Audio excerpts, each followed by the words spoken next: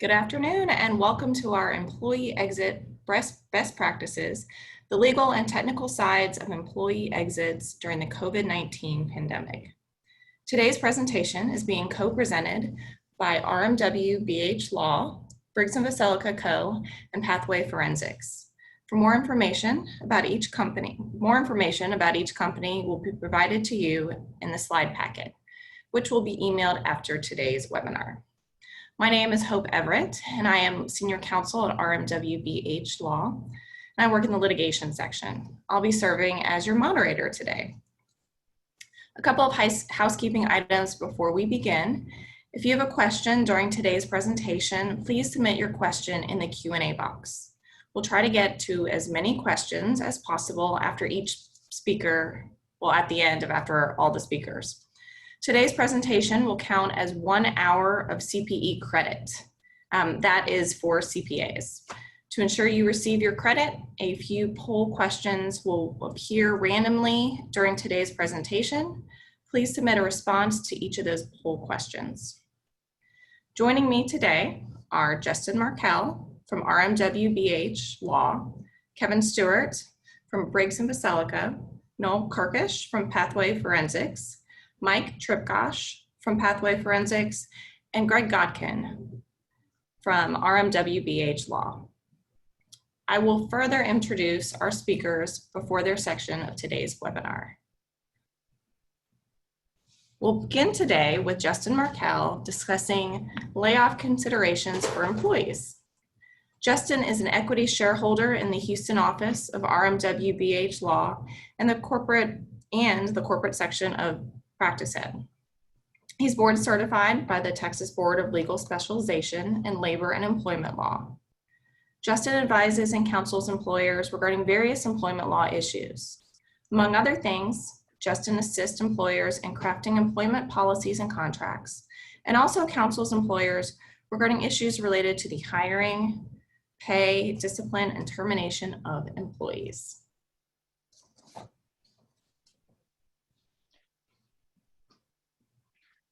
Thanks, Hope. My name is Justin Markell, and thanks for joining us today.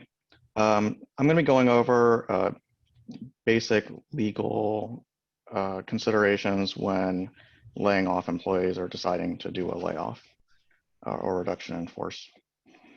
So first we'll consider some pre-layoff considerations. We'll talk about some considerations to avoid discrimination and retaliation claims. And then we'll talk about some kind of miscellaneous issues. So first, before instituting a layoff, what should employers consider? Well, first is, do you even need to do a layoff in the first place? Would a hiring freeze or promotion or transfer freeze help reduce costs? Would a furlough help reduce costs without having to go through a layoff? Or would a temporarily reducing hours or pay do that as well?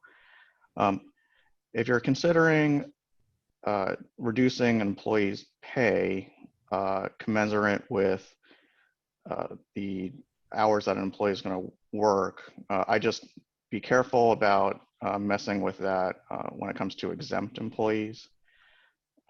For employees under a white collar exemption, you need to be able to pay on a salary basis. And generally what that means is that the employee's pay can't be tied to the amount of work the employee produces or the number of hours that the employee works. So if you fluctuate it back and forth, the employee might lose their exemption. Besides those pre-layoff considerations, it's useful to consider certain things in order to avoid potential discrimination claims and retaliation claims. In avoiding discrimination claims, really documentation is key. You should have documentation as to what kind of criteria you're using in layoffs, how you're making those selection decisions, who's making those decisions, whether they're reviewed by anyone. And then even after going through that selection process, whether that selection process or the criteria you're using might create a disparate impact. And if so, what you would do about that, whether you maybe alter the selection criteria or take other measures to avoid a potential disparate impact claim. And for those that don't know on the call, disparate impact claims are basically claims by employees that although a termination decision might be based on legitimate reasons or business reasons, a disparate impact claim asserts that regardless of those neutral reasons, the decision or layoff process or selection criteria has adversely impacted a particular protected class, whether that's based on race, religion, sex, national origin, disability, age, and those kinds of things. So what kind of criteria can you use or should you use? Seniority is by far the best because it's really cut and dry, and it generally avoids these kinds of discrimination claims, especially because it's you tend to keep older employees, and so the more recent employees end up getting laid off first.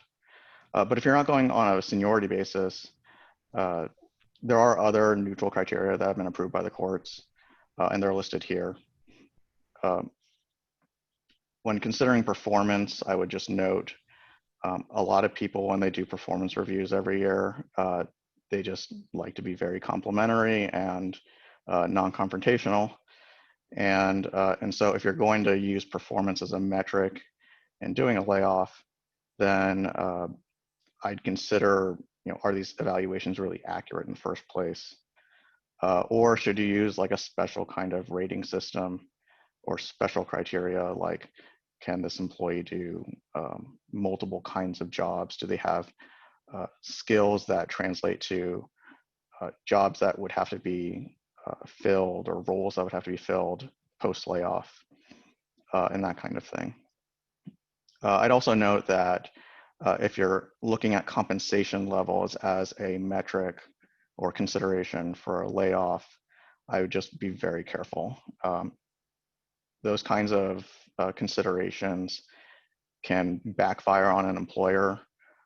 They might result in an age discrimination claim because in certain companies, older employees might be on the higher end of the compensation scale. In addition to avoiding discrimination claims, it's important to avoid retaliation claims as well. So when going through layoff criteria and seeing who ends up on the selection list based on those criteria, it's important to note, has anybody on that list taken any protected activity recently? That could be opposing a discriminatory practice, complaining about harassment or discrimination. It could be requesting leave under the FMLA. It could be requesting an accommodation because of a disability or because of religion. It could be somebody who's also taken military leave. That's also considered protected. In addition to avoiding discrimination and retaliation claims, it's also important to look at some other things like, does the employee have an employment contract? That contract, if it exists, executive employment contracts might hinder your ability to do a layoff, or at least if that person is within the selection list for a layoff, it might result in a company obligation to pay severance. Something else noted on this slide, an independent review committee might help to avoid discrimination and retaliation claims. This kind of committee would take people from different departments and they'd be really just act as like a backup to review decisions for legitimacy after the kind of lower level managers make preliminary layoff selections. And then finally, consider severance packages. Severance agreements are very useful in layoffs, particularly because if they're signed, they provide the company a release of claims. And so you get finality, and you know that once the agreement is signed and returned back and severance pay is given, that you don't have to worry about a potential claim in the future. Finally, I just note that for employers with over 100 employees, if you're going to engage in a reduction in force or a layoff, you have to look at whether the WARN Act would apply. Now, the WARN Act is a statute that requires 60 days notice of certain kinds of reductions in force. Those are legal terms being plant closing and mass layoffs.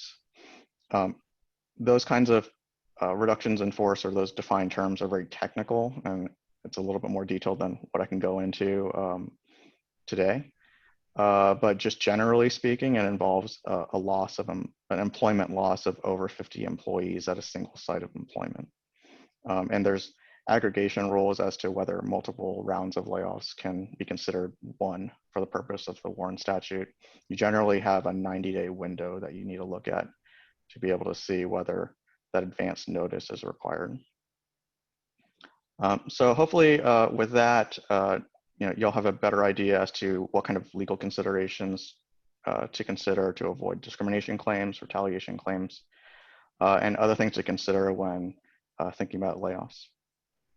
I'll pass it over to Hope. Thanks, Justin. Next is Kevin Stewart. Kevin is an advisory principal and client account service practice lead at Briggs Veselka. Kevin has been with Briggs Veselka since 2017. Kevin brings 20 plus years of experience turning around and building accounting and finance teams to remediate failures, stabilize the now, and create environments to support growth in a wide range of industries. Kevin is a member of Briggs Veselka's SBA PPP task force. Today, Kevin will be speaking on the issues of PPP loans and forgiveness with employee exits. Thank you, Hope. Being Briggs Veselka, and just to provide a little bit of background about our firm, is we are the largest independent firm headquartered in Houston, Texas. We have approximately 350 professionals between Houston, Austin, Woodlands, and a couple of smaller locations across Texas. A few months ago, or I guess 5 months ago, 6 months ago or so, the SBA came out with the CARES Act, and we've been pretty heavily involved from the very beginning, just trying to get an understanding. How does it impact us? How does it impact clients? And also just the local community of business. So performed a lot of webcasts, done a lot of deep dives, and sometimes I've questioned why are we actually doing this, right? How is it benefiting us? But I think really the truth is we're doing this to provide goodwill back to the community and just to help our friends in the community within the business perspective. So the next several slides, I think I've got about 9 slides here, but I won't be speaking too much directly to them because there's a fair amount of information on here. So if we think back to PPP, the intent of that was really to keep people employed. And the way to do that was through this loan, the Payroll Protection Plan loan, by which to get the funds from the US government, this grant, this help, this whatever else. And it went through the banks, right, to facilitate an ease of transferring those funds to it. And so what came with that was this loan process. So the intent was to get funds to employees to keep employment, because there's just a lot of concern overall that there are going to be these layoffs. There's going to be a reduction in business. And there has been some of that. But I don't think any of us really knew what to expect back in March 18th, 19th, whenever that time frame was, when all this kind of really started impacting Houston for the most part. And so thinking about this, by getting those funds to businesses, and not for those businesses just to pocket those funds for themselves, there's kind of these thresholds to help protect employees and protect that this money is actually being used for what it's supposed to do.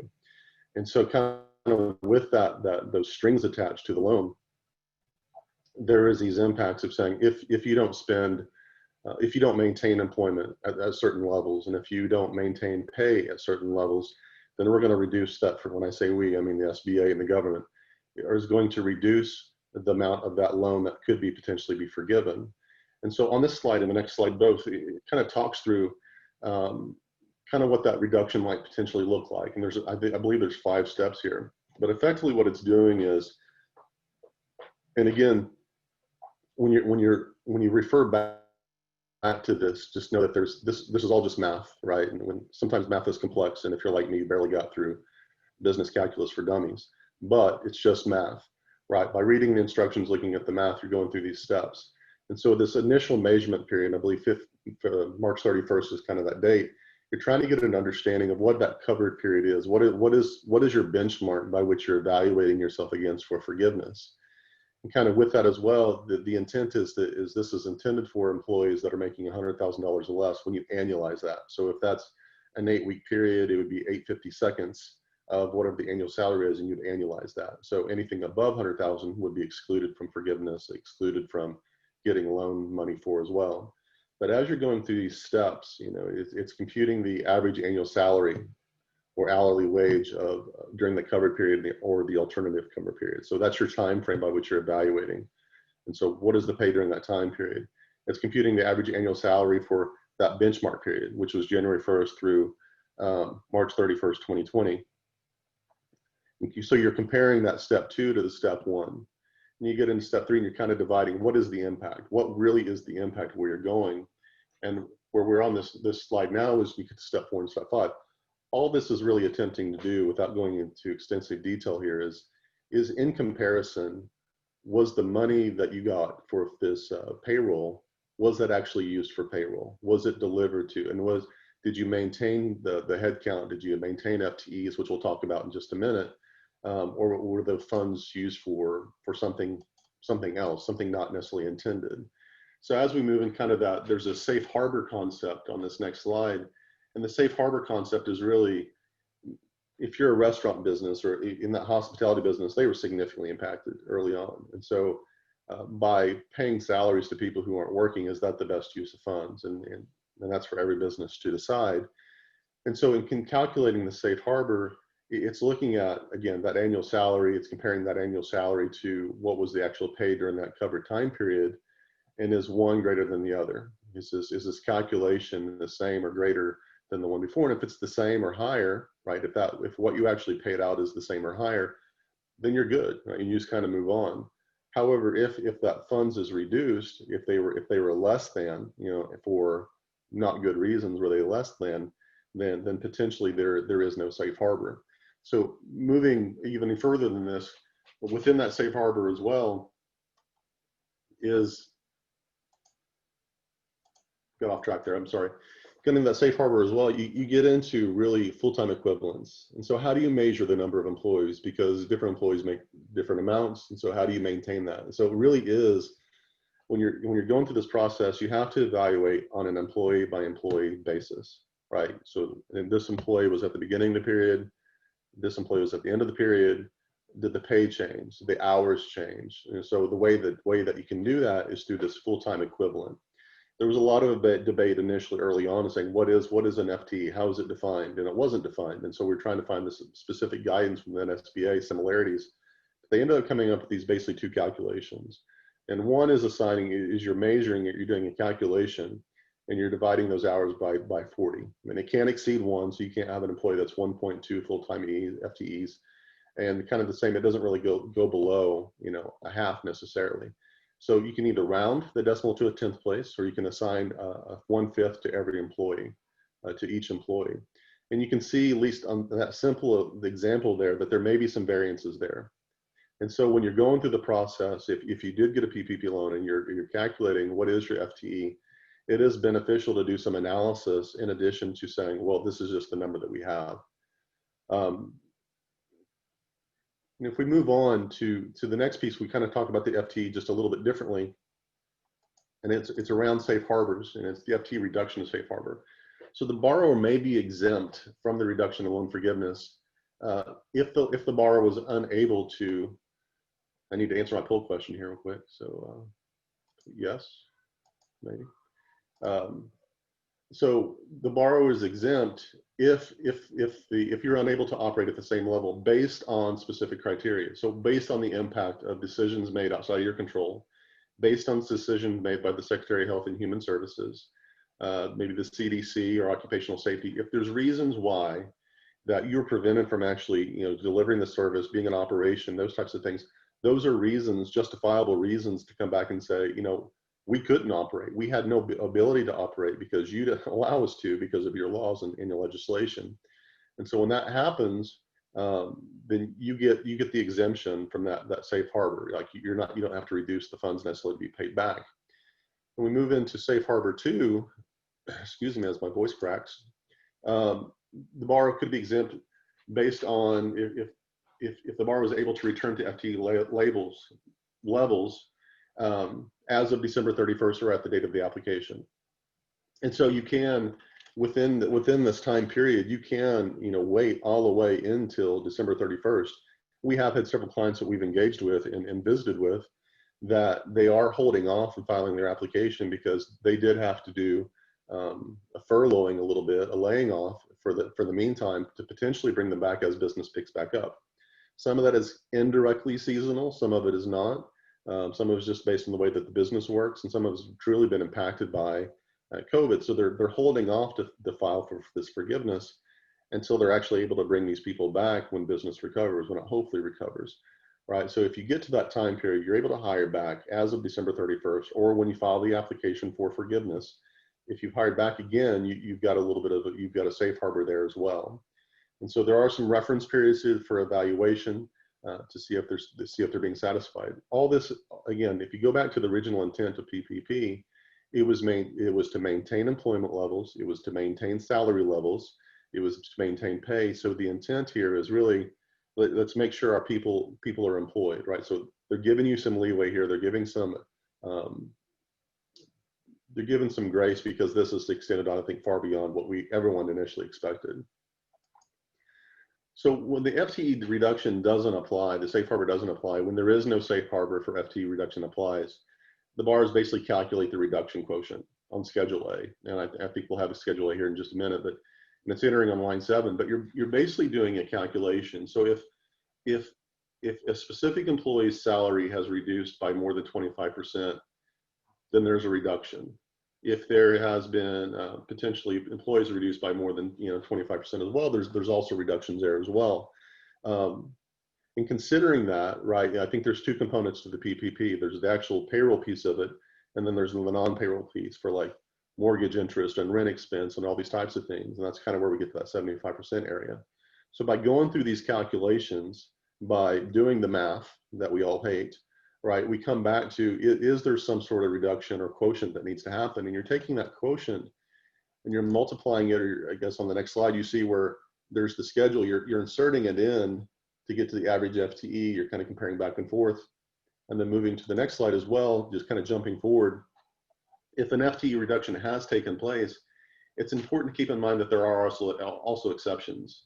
Now, if you have $1 million loan and you did have reductions, there may not be much a way around it, right? You made your choices, you got some free money per se, but a piece of that does need to be paid back, or it needs to be paid back over the period over the loan of 2 years or 4 years, whatever that time frame is.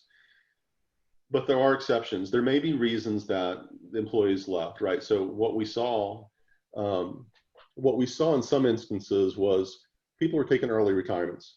You said, I don't need to be out. I don't have to work from here. I'm going to work from home and I'm going to be good, right? And they chose to do that. In that instance, that person that you didn't choose them to push them out, you didn't have them leave. You may not have replaced them, but they left their own volition. Well, that would be excluded.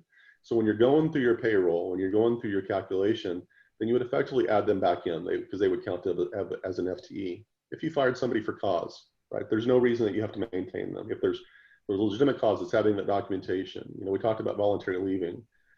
It may be that people they went on, you furloughed them for a time, they're on unemployment a little bit, but unemployment's better than what they're going to make if they come back, which is silly, but that's just the way it is, right? In those instances, if you have documentation to say, you can come back now, we want you to come back, and they say, no, I'm good, and you have that documentation, you have that email, you have some sort of other documentation to say that you made a good faith effort to have them return and they chose not to, well, again, that doesn't penalize you. You can add those back in as well. So if any of these exceptions apply, borrowers will want to keep very detailed documentation. You'll want to keep the emails. You'll want to keep maybe the phone records, the phone log of who you talked to and when you talked to them and those types of things, and just capturing that information. So in the event that the SBA, God forbid, knock on wood, comes back in and says, we need more information here. We need, why were these people let go? that you can easily just provide that back to them. So when making these decisions about, should I furlough, should I lay off, should I let some people go, there is a timing aspect here. And there is kind of this perception as well as when it happens. So you just want to make sure that you're going through the right steps, you get the right documentation in place, and that you're doing what really is best for the business and potentially for the employees as well. But if you have questions, if you have concerns, if you have thoughts, please feel free to, put a question out here on the chat, or follow up with me offline afterwards. But I appreciate your time, and we move on to the next one. All right, thanks. Next up is Noel Kirkush. Noel is the managing principal at Pathway Forensics. He has 20+ years of experience conducting digital forensic acquisitions and analysis on a variety of cases. He is ENCE licensed PI in Texas. Today, Noel will be speaking on digital forensics during employee exits. All right, well, thank you, Hope. Good afternoon, everybody. Again, like Hope said, my name is Noel Kirkush. I'm with Pathway Forensics. We've been around since 2008. We're a computer forensics, e-discovery, and cybersecurity firm. Our headquarters are in the Woodlands.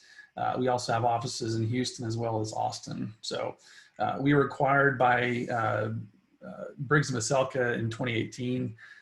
So today I'm going to be talking to you to try to answer 3 questions primarily. Number 1, what is digital forensics and what role does it play? Knowing that this audience may not be digital forensics experts or attorneys, my goal here really is to kind of do some education on what is digital forensics if this isn't an area that you are familiar with. Another area we're going to talk about is how can digital forensics help departments such as HR with employee exits, and then why use a digital forensics expert when I have an IT forensics or IT department. So that's a very common question that we get, and that's one I want to address today in this webinar. So digital forensics is a discipline that's dedicated to the collection of digital evidence for judicial purposes. So for the non-attorneys in the audience, there are rules of evidence that are required by courts to be followed in order for evidence to be admitted into court. So we have our second poll question here. So do you believe your organization takes steps to ensure your IP is safe even when an employee leaves the company? So take a moment to answer that poll question. Hopefully your answer is yes. If it's not, then contact me. I'll help you with that. So like I was saying, though, there are rules of evidence that must be followed before evidence is allowed into court. So, for example, if I were to file a lawsuit and there was an email that I wanted to have admitted into court to prove my case, I can't just print that that email off and take it to the judge, and the judge allows it into evidence and then considers that for their decision. That evidence has to be, verified to be what it purports to be. And so in other words, I can't just create evidence and give it to the court and have them rely on it for their decision. It has to go through a process whereby it is verified to be exactly what it purports to be. And that's where digital forensics comes into the fold. So we help you meet those rules of evidence so that the evidence can be admitted into court. I always tell my wife that as long as there are people doing stupid things in their computer, I'm going to be very busy and we'll have food on the table. And so there's an endless supply of that, thankfully. So I'm going to be fine for a long time. So how can digital forensics help HR? So there's 4 primary areas I'm going to talk about today, and I'll go into detail into each of these. But the main areas are computer use violations, harassment, discrimination issues, internal data breach matters, and then really just to help preserve evidence. So in the area of computer use violations, we can do investigations of allegations of computer use violations. So a company has specific guidelines or computer use guidelines that employees are supposed to follow, and they don't follow them by, for example, viewing explicit material at work or spending too much time on the internet. So I've had a case before that a client said, hey, I think that this person is spending too much time on the internet, not actually doing work. And so they sent me this employee's computer, did an investigation of her web activity, and found in a 40-hour week, she spent all of 2.5 hours not surfing the internet. So that's hard to do. I don't think I could find 30-something plus hours of web material to keep me occupied at work, but somehow she did it. So I was able to provide that client with a report that, you know, an independent person, I'm not a party to the employment decision that's being made here by the company, that can say, hey, you know, there is some weight to the allegations that they're making against this employee, and therefore that allegation holds a lot more water when another person comes, you know, away independent of the company and says, hey, there is something here to their allegations against this employee. So another area is in the area of harassment and discrimination issues. So we can support or refute allegations of harassment and discrimination. All sorts of things can be found in emails, texts, and chat and instant messaging. And what I've discovered in a case example I'm about to give you is that this subject is not aware of what the computer is actually recording of her chat activity. So this is a real case. I promise this actually did happen. Several years ago, I got a call from, this is the next slide, that got a call from a client that I've worked with for many years. And he said, hey, we just received a letter from for an attorney that's representing a former employee. And she's alleging that, you know, she's suing us for sexual harassment. She's claiming that her manager used a very specific vulgar phrase to describe her to coworkers. And she was very, very offended by this.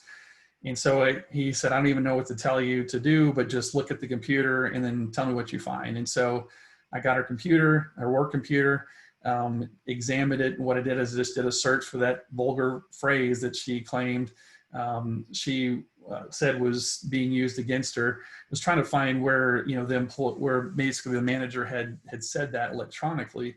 But what I actually found was that she was texting or chatting using Yahoo Messenger to chat with a coworker of hers who wasn't her husband, who was her boyfriend, and was using this vulgar phrase to describe herself in a very lighthearted, joking manner. So we printed all that information out. He faxed it over to her attorney, and that's where that matter died. So all sorts of things are being recorded by the computer, and just a simple investigation like that, it wasn't even $1,500. Was able to get them out of a lawsuit that was a lot more expensive than $1,500. So another area that we can help with is in the area of internal data breaches. So this is when an employee steals data from a company. This is typically when an employee puts in their resignation, and then they copy data to a thumb drive or or cloud storage or email, webmail, the most common ways that data is stolen. We work with them to identify what was stolen and how it was stolen, and kind of recreate the steps of that person on the computer, and then assist them in getting their information back. So one example of this happening was this client called me and said, I'm going to send you over a cell phone that belongs to a former employee of mine. And it has text messages on it that, well, what they said was, I'm going to send you over the cell phone of a former employee. And go to the next slide. If you go, so they said, we're going to send you over the person's cell phone. I want you to take a look at that. And what we think is happening is that they're trying to take our employees and they're trying to take our business. And so we examined the cell phone, and this is what you're looking at is the software that we use to examine the computer, or examine the phone rather. This person actually did have 14,000 text messages, and you may not be able to see it, but there's almost 300 voicemails on this phone. But in the next slide, we'll actually show you what we pulled up. And so you can see here that what this is, the text messages that were sent, and those three that I've highlighted there were actually deleted text messages. You can see the first one says, I'm sending a customer, who should they contact? So this is proof that he was indeed sending a customer over to his new employer. This was before his last day. And then he said in conversation, some have non-competes, and then I have some employees that want to go with me. And again, these were messages that he sent on his company cell phone and then deleted them. And then we were able to get those messages back. And again, it proved that the allegations against this person were actually true. So if we can skip the next slide and move on to, I have an extra case example in there for you to review after this. Just in the interest of time, I'm going to move on to the next area, which is talking about preservation of evidence. So this is my own poll question, but which of these actions will result in unrecoverable data? So this is just for you to the informal poll. There's no poll that's going to come up, but is it formatting a hard drive twice makes it unrecoverable? Deleting a file, then deleting it out of the recycle bin, which is also known as double deleting, hard drive crash or malfunction, or downloading and using free data wiping software. So in your head, I guess, answer which one of these would be, would render data unrecoverable. And if you guess the download and use free data wiping software, pat yourself on the back because you were correct. That actually will result in the data being unrecoverable on the drive. So everything else in that list, we have been able to recover deleted information from a device. So again, I've got two more case examples that are going to be in the slides. I'm going to skip over these and move on to the next, not this slide, but the next one.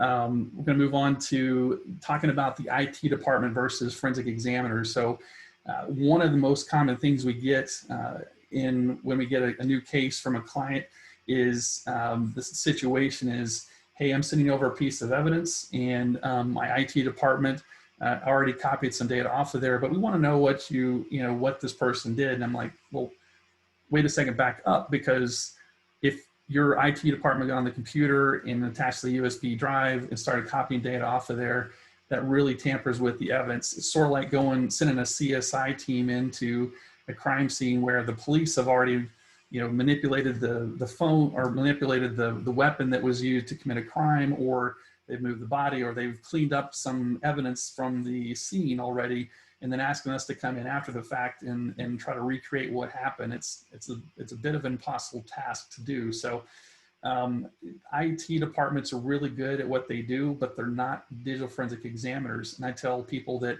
an IT person is not necessarily a computer forensics expert. That is like assuming an X-ray technician can perform brain surgery. Yes, they're in the same field, but they have very different training and experience. So just make sure that you're using a digital forensics expert to do digital forensics jobs and not using an IT person to do those jobs. So I've got a couple do's and don'ts slides here to round up my time here, but as far as IT involvement goes, make sure that you're preserving evidence before wrongdoing is suspected or found. Just make a copy of the hard drive before you suspect anything has been done. Turn off the computer and store it, and then establish a relationship with the computer forensics company before an incident occurs. In other words, don't wait for a fire to start before you start trying to find the fire department's phone number. And then don't allow allow the IT department to browse the computer, and don't attach a USB device. That's a big no-no. Last one for me is on mobile phones. Make sure that you're getting the passcodes for the phones before the employee leaves the company. That's important for us to be able to unlock the information that's on that device. Without it, we can't do our job. And then make sure that you're instructing your departing employees not to reset the device. That does delete everything off of the device. And then don't reassign the device to a new employee before they leave. And then don't delete any data from the phone. So that is my time today. Hope, I will kick it back over to you. Thank you. Next, we have Mike Kirkush. Mike is the Director of Cybersecurity at Pathway Forensics. He is a former CISO and cybersecurity consultant with over 30 years of IT experience. He spent the last 15 focused exclusively on cybersecurity, risk, and compliance. Mike is speaking today on the cybersecurity risks during employee exits. All right, Mike. Thank you, Hope. So when we're speaking about exiting employees, I generally categorize them three ways. We have your non-malicious employees, and those are the folks that they leave on good terms. They're rehire eligible. They're generally great people and we're sad to see them go. Then we have the malcontents. The malcontents are unhappy, but they're still here. They have wanted to leave and they'll leave at the first chance that they can. Now, the one thing about them is I don't really consider them malicious. I consider them opportunistic. When they do get a chance to leave, they're going to take whatever they can with them that's available. And then third is we have the disgruntled folks. And the disgruntled employee is, they're not only leaving, but they're going completely scorched earth when they walk out the door. And what I mean by that is, depending on their access, they're going to leave back doors. They're going to destroy data. They're going to erase things. They're going to, depending on the access, again, they may even set up dummy accounts so that when their account is disabled, they still have access. That generally happens in larger organizations, and it's a good reason to do a user account reviews. So what is the risk when an employee leaves? So any type of technology, especially now that we're in the digital age, technology can be stored. Massive amounts of it can be put on something as small as a thumb drive. You're looking at cyber technology, information network diagrams, policies and procedures, or any type of IP or sensitive information leaves with the employee. Disgruntled employees can, again, edit, delete, they'll erase information. They know how to use the free software Noel was talking about to make sure it's not available once they're gone. And they'll also send irresponsible emails to clients just to be naughty, I guess. Bad social media posts. There's all kinds of stuff that can go on. They have any type of important plans like your diagrams or data, they'll share it with competitors. And then the other thing they'll do is they'll oftentimes send employee or customer information. They'll give it to competitors or just outside individuals with malicious intent. Looks like we have a third poll question here. Would you like your organization to train employees on how to identify phishing emails, i.e. emails that might have bad links or attachments? I'm going to go out on a limb here and I'm going to guess yes, but I can't answer it. But so one of the ways that we begin to mitigate this risk is to develop an employee exit strategy. Now, when do we do that?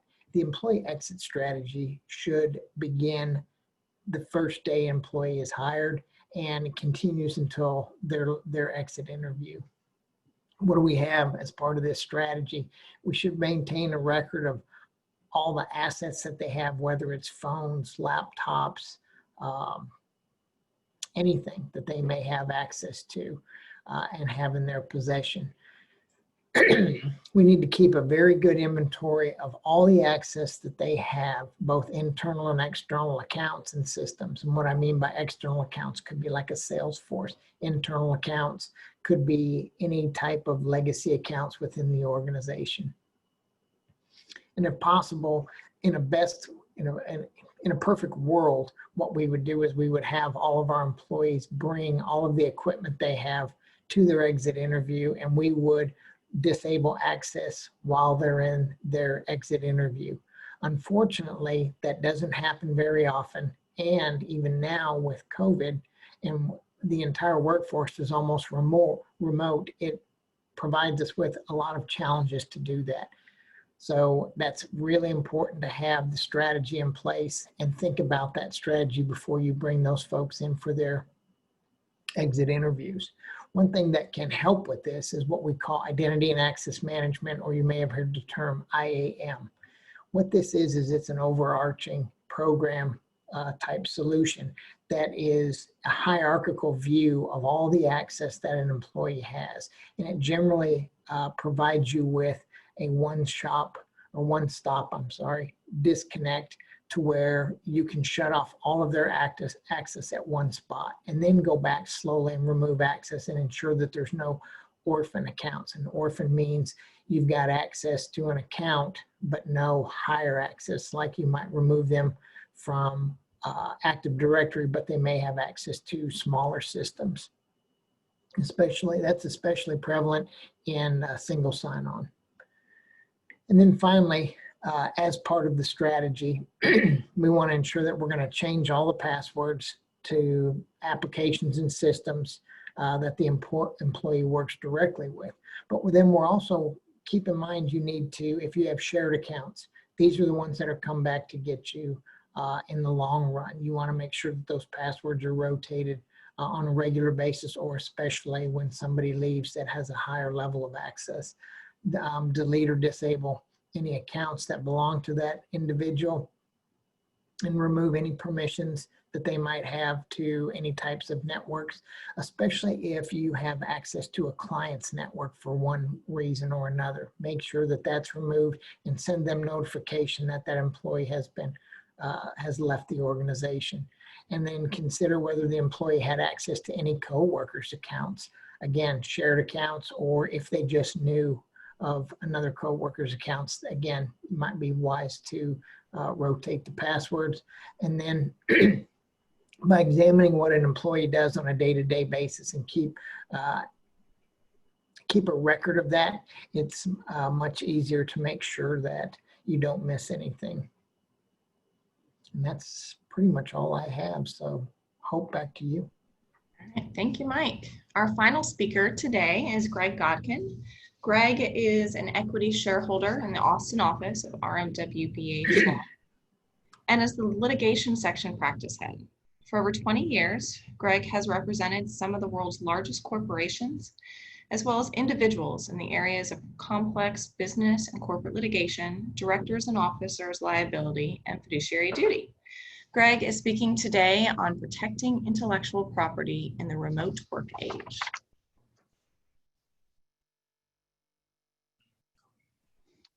Thank you, everyone. I appreciate you guys tuning in and hope you're learning some things. I don't think anyone ever anticipated we would be experiencing the situation that we're in today. The pandemic has obviously created a number of challenges for employers as well as their employees. The main challenge that we've seen, and I know it's uniform throughout, is the number of people working remotely, the likes of which we've never seen before, and probably may become the new norm, at least to a greater extent than ever anticipated. Because of that, there are a lot of issues that arise as it relates to employees. Most employers, from small to large, have employee handbooks, which essentially establish the policies and procedures of the company. Seldom, if ever, did these employee handbooks ever contemplate the number of employees that would be participating remotely. The challenges that arise, everything that we've heard a little bit today from some other speakers, security, confidential information, the use of home equipment, and the vulnerability of security risks. All of these are challenges that no one anticipated. And so we're seeing a lot of clients come to us and say, what do we need to do to address these ongoing concerns? Because in the very least, it's going to be several months before we go back to normal. But most likely, we're going to start seeing remote learning, not remote learning, remote workplace as a norm. One of the things that comes about is just confidentiality to begin with. When people are at work, they tend to, in a work environment, keep things more private and confidential than they do in their own home. Today, you have folks using their home computers that may also be used by their roommate. It may be used by someone else in the household.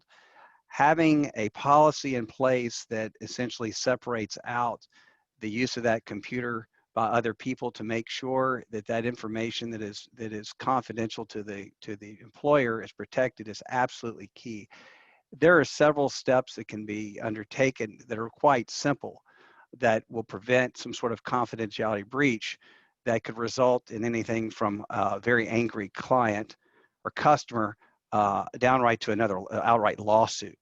And these are things that can be addressed in an employee handbook and those matters can be before something ever comes awry. Another issue that I know we're going to see a lot of, and Justin somewhat touched upon this, is how do you make sure that employees are essentially not violating the overtime requirements, over 40 hours. I know of a lot of employers that have done surveys, including our own, that have talked to the employees and saying, look, when are you working during the day? And we're seeing a lot of times all over the place in terms of, well, if you have children at home, you have a situation where they may be working really early from say 7 in the morning till like 10 o'clock. And then they've got issues to deal with the household. And then they're coming back on in the afternoon, and you may see them go off again and then come back on in the evening.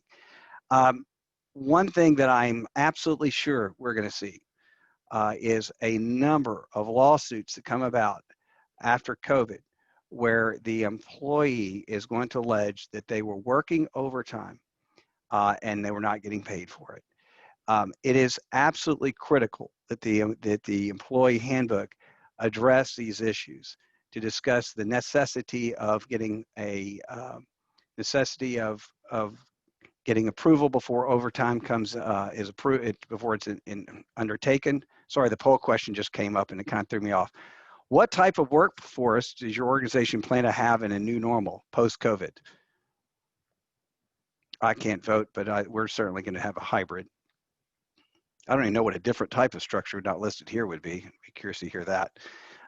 Any rate, there's several things that can come into play to make sure that that doesn't happen, or at least alleviate some issues that may arise. Having approval beforehand, that sort of thing. And again, this is high level. I'm trying to cover issues that just are going to require a lot more work on a specific basis, depending on what the employer-employee relationship is. But these things just to keep in mind. Standards of conduct policy. This is another one that I think we're going to start seeing a lot of litigation come out of. People are operating at home for a business, but they may not be operating like they're at a business. I actually had a call from a client the other day where their employee, along with another, went to a restaurant and decided to have a few margaritas, and then they were involved in an accident on the way back. And the question arose, well, am I going to get sued over this? Or then the course and scope of employment? Well, technically no, but I told the employer, well, ultimately at the end of the day, you may beat the rap and not the ride. These are things that you want to cover in your employee handbook. When you may be working remotely, but when you're on the clock, you are operating like you're in a business atmosphere, and it needs to be treated as such. Go to the next slide, please. One of the things that can be done to help alleviate some of the issues that may arise when employees are working remotely, and also upon exit, which kind of touched upon some of the earlier speakers, is confidentiality and non-disclosure agreements. I could speak for hours on NDAs and proprietary right agreements, but essentially what you're looking for is an agreement on behalf of the employee that upon termination or a voluntary going elsewhere, that that the information from behalf of the employer is protected. Again, these become very detailed oriented. Their enforceability is a subject of countless lawsuits and course opinions, but there are things that can be done to protect client information and proprietary information that are enforceable in a court of law. It's very, very, very important, in particular as we're working more remotely, that these are addressed in the hiring stages and in the employee agreements as well.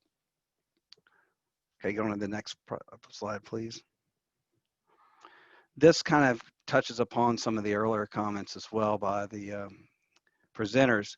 What do you do upon exit procedures? Making sure that the employer information is protected, that that client information is protected, proprietary information protected, et cetera. One of the things that we've seen before is when you're, and again, it depends on the type of employee that we're talking about, which was just addressed by Mike.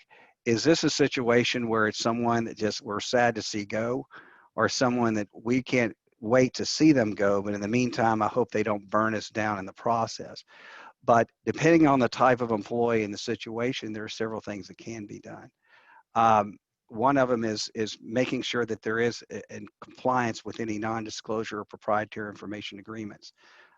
We, in certain circumstances, depending on what has happened and the risks that may occur if we don't, is recommend that the new employer be reminded of an NDA.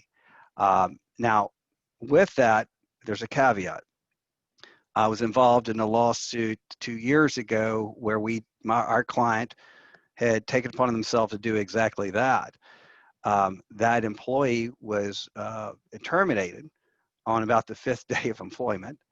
And the allegation was, well, you didn't tell us you had an NDA, and so you lied, and we found out later, so we don't want you. That employee then sued my client, his former employer, for tortious interference. The moral of this story is there's some times that employers try to do the right thing, but the manner and method which they're doing it is wrong. I highly encourage you to speak to counsel before anyone goes down that road. Again, a lot of times what I get are clients that come in and they feel that they're very justified in with their behavior, and they are. But again, it's a process in which you do it, and doing it wrong can lead to bigger problems than you had in the first place. Going to the next slide. I think this is actually a repeat of what we had talked about earlier. One of the things I do want to talk about real quickly, and I'm running out of time, is we're often asked, okay, we have an employee that has taken proprietary information. They're stealing customer lists. They're seeking other fellow employees to go with them, even though they have an NDA, which one of the presenters showed earlier. What is a process? What happens? And typically, what is done is once a lawyer is involved, is an immediate lawsuit is filed, and what's known as a temporary restraining order is filed with the lawsuit that asks the court to immediately prohibit that employee from creating any additional harm. That next step is what's called a temporary injunction hearing. That is where, frankly, these cases are won and lost. And that's where employers have the most power, because the temporary injunction hearing is essentially a mini trial. And what in the right case with the right facts, a judge will actually tell the employee, pending this lawsuit, which could go on for years, you are prohibited from doing certain things, which essentially hamstrings that employee from hurting his former employer, which could include, but not limited to, seeking employment with a competitor in the state of Texas or the counties in which he or she was working, from contacting any prior customers that this employee worked with while he was employed with the prior employer, contacting fellow employees to come over, that sort of thing. And really it gives the employer the opportunity to essentially do some horse trading and get what the employer wants in the best manner possible during those negotiations, because again, the employee is really at that point hamstrung from doing what he or she thought that they were going to be able to do. I believe my time is up, if I'm correct. I just got a notice. So again, this is high level. There's a lot of detail in all these presentations, of course, but if you have any questions that we can help you with, our contact information is in the materials, and we're happy to help and talk to you any way we can. So thank you. Thanks everyone, and thank you the speakers for everybody for being here and I'm giving this information. There are a couple of questions that were submitted. Those are going to be sent to the speakers. We do have time for one, and it's to Pathway. So the question is, can you look at an employee cell phone that's not a company phone?